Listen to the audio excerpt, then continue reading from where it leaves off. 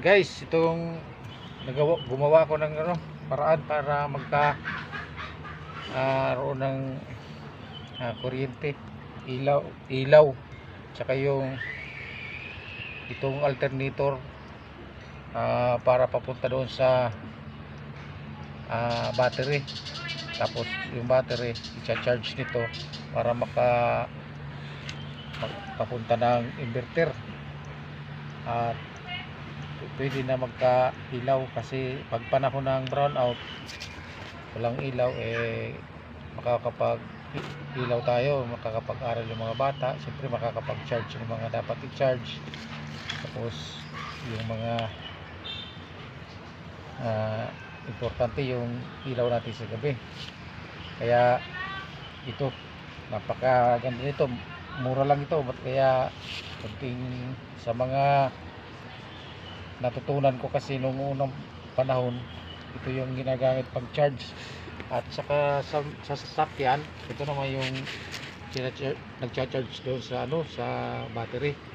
Kaya ginawa ko ito, kakabit ko dito sa makina para pag andar nito magkakaroon ng ilaw. Kaya guys, oras na ito aking iti-testing para malaman natin kung okay. I-open mo yan, i-testing natin to.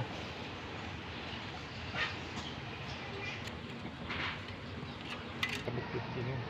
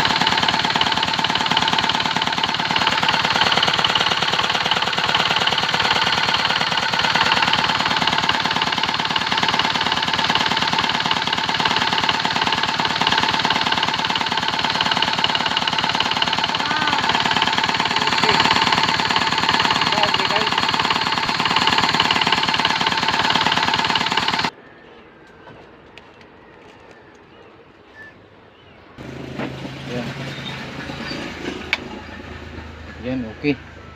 Ilayo. Tapos ito,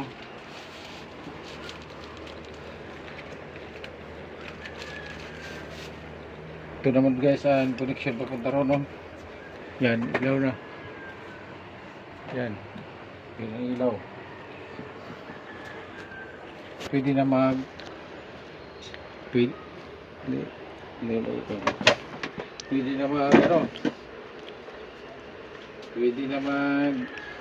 pwede na mag-charge ng battery.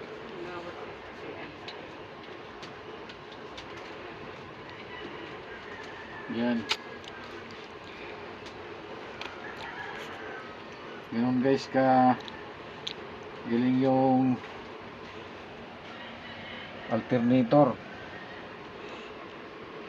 Yan. Yan, pwede na mag-charge. Kaya walang imposible. Yan po maliit na halaga lang kung ating kung gusto tayo magkaroon ng ganyan lang, nakatipid ka na. So guys, pailawin pa natin yung ilaw dito na isa, para ito kasi di battery ito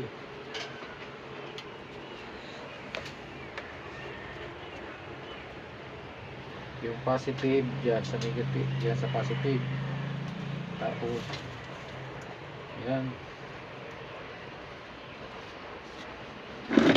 guys, kagaling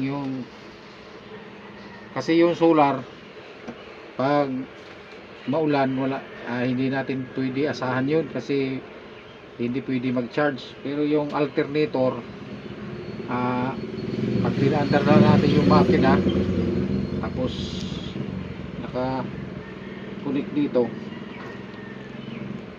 mayroon lang tayo ng kuryente. So sa mga kalamidad kasi yung sitwasyon minsan hindi natin nasaan, brown out, tapos di pwede magpailaw yung machine ko kasi may bagyo o kaya may mga kalamidad. Kaya isa ito sa naisip ko na paraan para mayroon tayo ng ilaw sa oras ng kailangan nating gusto magkailaw. Paandar lang tayo ng makina,